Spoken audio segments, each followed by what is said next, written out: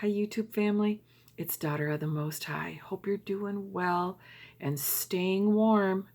Wanted to come on and just share something that I have been researching for the last week and a half, and you may be familiar with it. And if you're not, you can become familiar with it because it's along the same line of where the Lord has had me for the last while, opening my eyes to the truth about the corruption in our government and among our elite.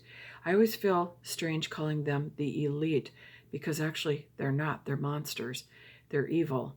But they're known as the elite, the wealthy elite in Hollywood and, of course, the Rothschilds and Rockefellers and the other wealthy people, and in government leaders, and how far and wide and deep the corruption runs. So in the last while, I have come across what is known as Operation Paperclip. And this book is by Annie Jacobsen. Perhaps others have written books. I don't know. I am not doing like a thorough research on this subject. I am more just skimming the top of this same theme. And so I probably won't even read this whole book. I've just read portions of it so far. I've listened to a couple of interviews that she's done, and I will share links in the description box for those interviews. One interview is, it looks like it's in a library, and she shares like 60 slides and shares a lot about Operation Paperclip. And so I will post that one. It's 57 minutes long, and it's very interesting and informative. The other one I'll share is Annie Jacobsen on the Joe Rogan Experience. Now, you may not watch Joe Rogan, as a believer, but he does have Annie Jacobsen on for a guest, and they chat for about 2.5 hours, and it's actually very interesting. So if you've ever seen Joe's interviews, Joe tends to swear and use a lot of F-bombs depending on who his guest is.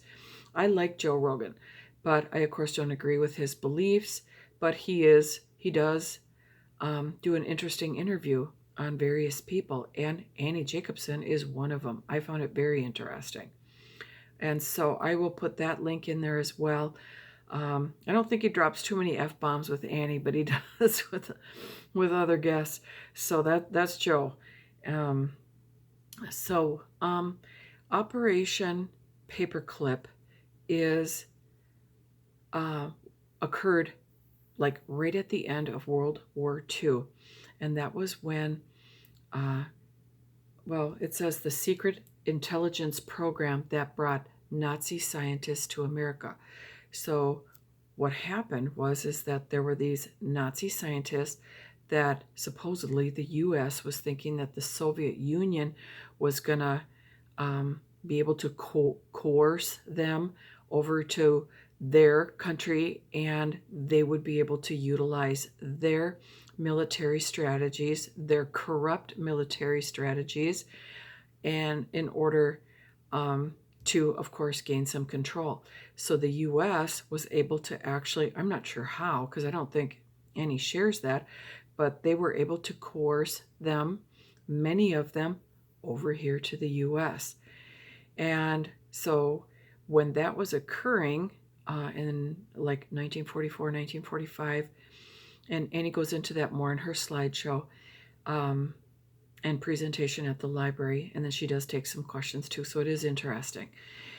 And so the U.S. brings these Nazi scientists over, and remember, this is right after, or right like towards the end of World War II, where 6 million Jews are killed, gassed, in concentration camps, starved, tortured, whatever, miserable. And so our government gets these Nazi scientists over here and are stating that, well, these are the good ones. That was just how they, colored that one for the public, like I'm finding they do with just about everything they do, is they present an image to us and the truth is behind the scenes. So we've always known that there was some of that. I had no idea that's a very high percentage of what they do in just about every case. So these Nazi scientists came over here, and the horrendous part of it is that they were doing experiments on human beings from the concentration camps, experimenting on them to the point of they didn't all die, but many died. They were experimenting with vaccines, and they also used many of these prisoners of war in slave labor in horrendous conditions with minimal food, and they worked them to death, literally to death, building these rockets. And so it's incredibly telling. It's incredibly sad and incredibly telling of, once again, how this group of people, the elites across government and the wealthy and all of that, actually have an agenda behind the scenes. They're not, appalled by what they just did over, in World War II to in Germany to the Jews. They're, really? And so they bring them over here. It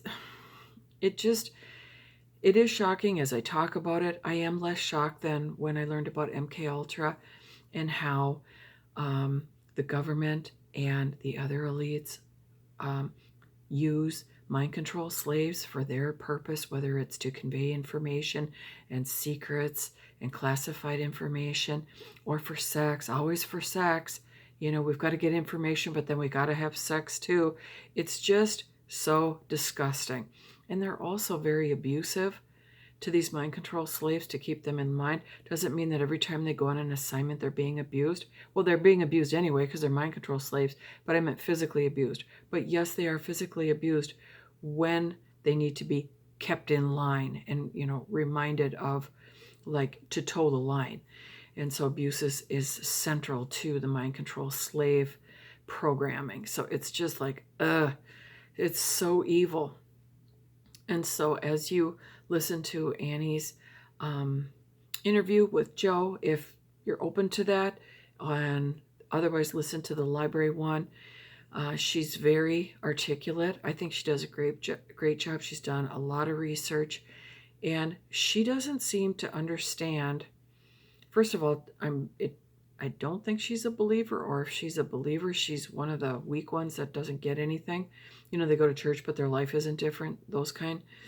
And she doesn't seem to ever recognize that this behind the scenes elite, like their game playing and lying and all that kind of stuff, she doesn't seem to understand that it's all part of the New World Order. She doesn't mention that I can recall. So she doesn't seem to grasp that. And when a believer starts to uncover this information and find out about it, the first thing that comes to mind is the New World Order. And they actually use that terminology back in the 30s and 40s, which is what I found out previously. I had no idea that anyone was even using that language, that term, that long ago.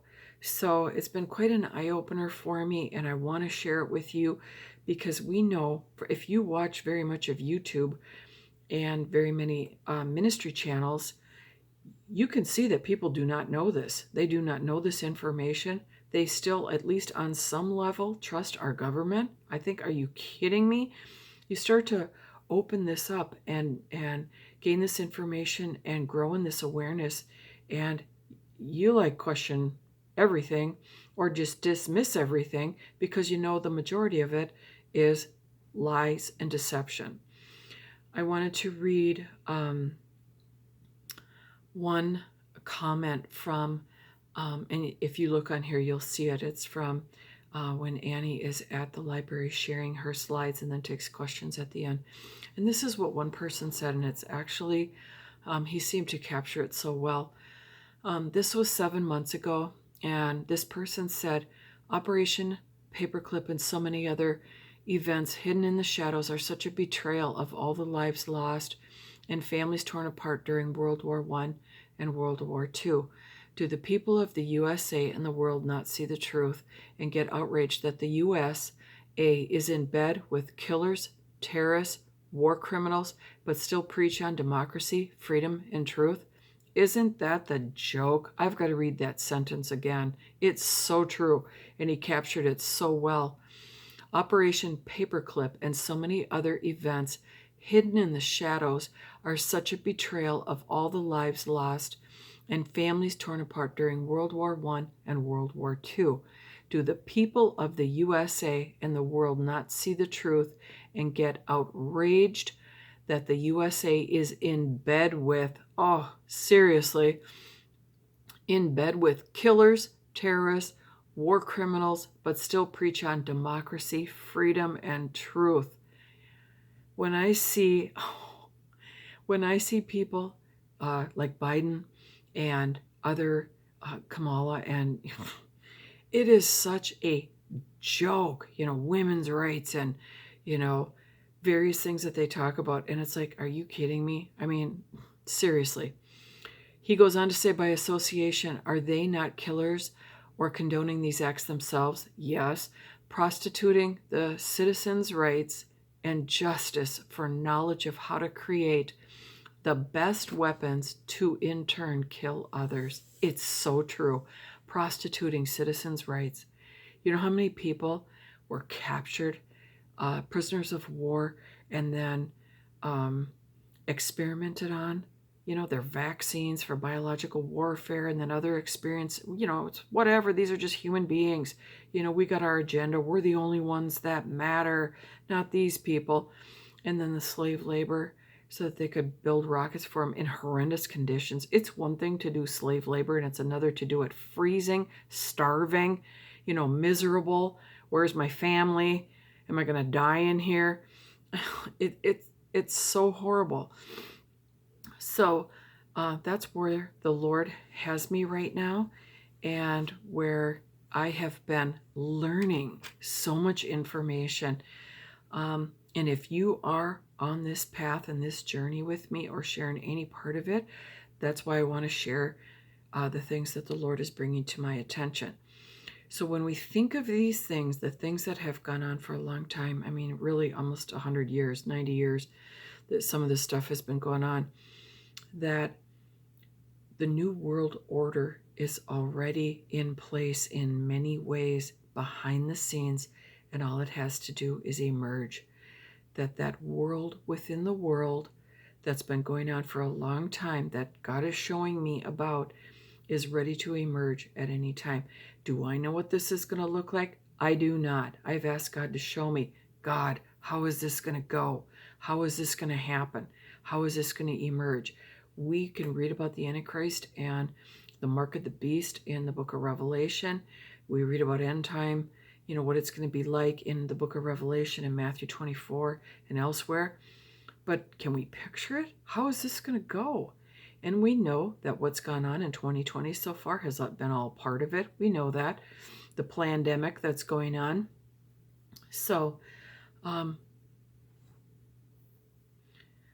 want to share what I've been learning about, and just if you're interested in joining me on this journey where the Lord has me, you're welcome to. That's why I'm sharing it on my channel. And look for the links in the description box. There'll be the one of Annie at the Library, 57 minutes, and the one with Joe Rogan, which is actually really interesting. So if that throws you a little bit, Joe Rogan and his language, and it looks like his beliefs, looks like he's kind of into the Hindu thing with his little statues and stuff. So, or Buddha or somebody, I'm not sure the difference between the two. I don't know a lot about other religions, but Joe's got some figurines in his little desk area there. But it is actually a really interesting interview. I thought so.